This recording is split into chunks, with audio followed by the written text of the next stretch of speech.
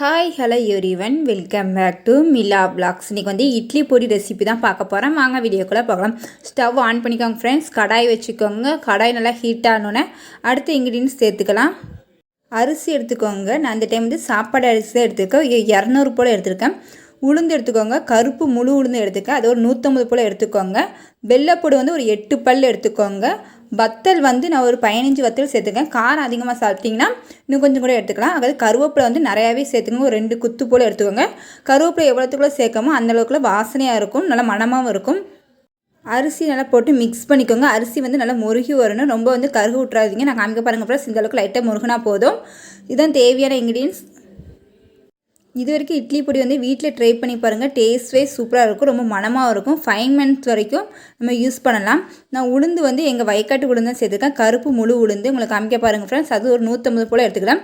கருவேப்பிலை சேர்க்கும்போது நல்லா வாசனையாக இருக்கும், மணமாக இருக்கும், உடம்புக்கு ரொம்ப நல்லது, முடி விடுறதுக்கு நல்லாவே இருக்கும். குழந்தைங்க சாப்பிடலன்னா இதோட மிக்ஸ் பண்ணி கொடுத்தா குழந்தைங்களுக்கு தெரியாது, அவங்க சாப்பிட்டுக்குறாங்க. கருவேப்பிலை வந்து எங்கள் செடியில் உள்ள கருவேப்பிலை, ஃப்ரெஷ்ஷான கருவேப்பிலை தான். அரிசியை பார்த்துக்கோங்க ஃப்ரெண்ட்ஸ். இந்த அளவுக்கு லைட்டாக பொரிஞ்சால் போதும். இந்த டைம் வந்து நல்லா ஆற வச்சுக்கோங்க.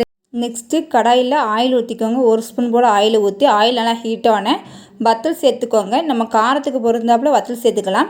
அதிகமாக காரம் சாப்பிட்றீங்கன்னா வத்தல் அழகாக சேர்த்துக்கோங்க. வத்தல் சேர்த்த பிறகு நல்லா மிக்ஸ் பண்ணிக்கோங்க. இந்த இட்லி பொடி வந்து ட்ரெடிஷ்னல் மெத்தில் இருக்கும். இது வரைக்கும் ட்ரை பண்ணி பாருங்கள். டேஸ்ட் வைஸ் சூப்பராக இருக்கும்.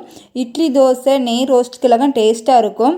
அதுக்கடுத்து வெள்ளைப்பூடு சேர்த்துக்கோங்க. வெள்ளைப்பூடு சேர்த்த பிறகு வந்து இந்த முழு வெள்ளைப்பூடு பல்லோடு சேர்த்துக்கோங்க. அதுக்கடுத்து கருவேப்பிலை வந்து அது வந்து இலையை மட்டும் சேர்த்துக்கோங்க. சேர்த்து எல்லாமே ஒரு டைம் நல்லா மிக்ஸ் பண்ணிக்கோங்க. இந்த டைம் வந்து காமிக்க பாருங்கள். இந்த அளவுக்கு ரோஸ்ட் பண்ணால் போதும்.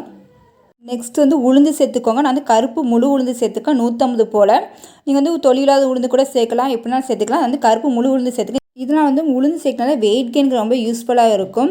இட்லி, தோசை சாப்பிடும்போது நல்லா டேஸ்ட்வே சூப்பராக இருக்கும். இதுக்கு ட்ரை பண்ணி பாருங்கள். உளுந்து நல்லா ரோஸ்ட் பண்ணிக்கோங்க. இந்த பதத்துக்கு நம்ம காமிக்க பாருங்கள் ஃப்ரெண்ட்ஸ். ஒன்று அక్కడ இன்க்ரீடியன்ஸ் சேர்த்துக்கோங்க.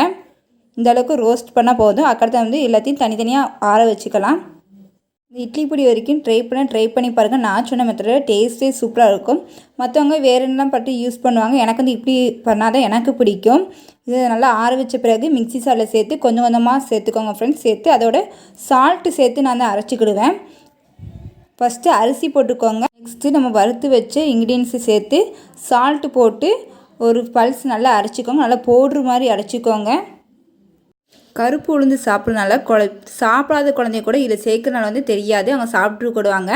கருவேப்பிலை சாப்பிடாதவங்க கூட இது நம்ம சேர்த்துருக்கோம், என்னென்ன சேர்த்துருக்கோம் குழந்தைங்க தெரியாது, ஆனால் விரும்பி சாப்பிடுவாங்க.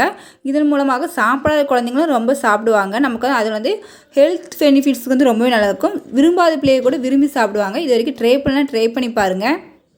இந்த காமிக்க பாருங்கள் ஃப்ரெண்ட்ஸ். இந்த அளவுக்கு பவுடராக அரைச்சி எடுத்துக்கோங்க. எனக்கு இது வந்து 5 மந்த் வரைக்கும் காணும். நல்லா பவுடராக அரைச்சி வச்சுக்கோங்க. இது வரைக்கும் ட்ரை பண்ணி பாருங்கள். டேஸ்ட் வைஸ் சூப்பராக இருக்கும். இது வந்து ஒரு நல்ல ஏர் கண்டெய்னர் எதுலையும் ஸ்டோர் பண்ணி வச்சுக்கோங்க. இந்த இட்லி பொடி இட்லி, தோசை எதுக்கெலாம் யூஸ் பண்ணிக்கலாம். இது கூட நெய் சேர்த்துனாலும் சாப்பிட்லாம், இல்லை நல்லெண்ணெய் ஊற்றி சாப்பிட்லாம், இல்லைன்னா தேங்காய் எண்ணெய் ஊற்றி சாப்பிட்லாம். எல்லாத்துக்குமே டேஸ்ட் வைஸ் சூப்பராக இருக்கும். குழந்தைங்க எது சாப்பிட்லாம் அதை விரும்பி கொடுங்க.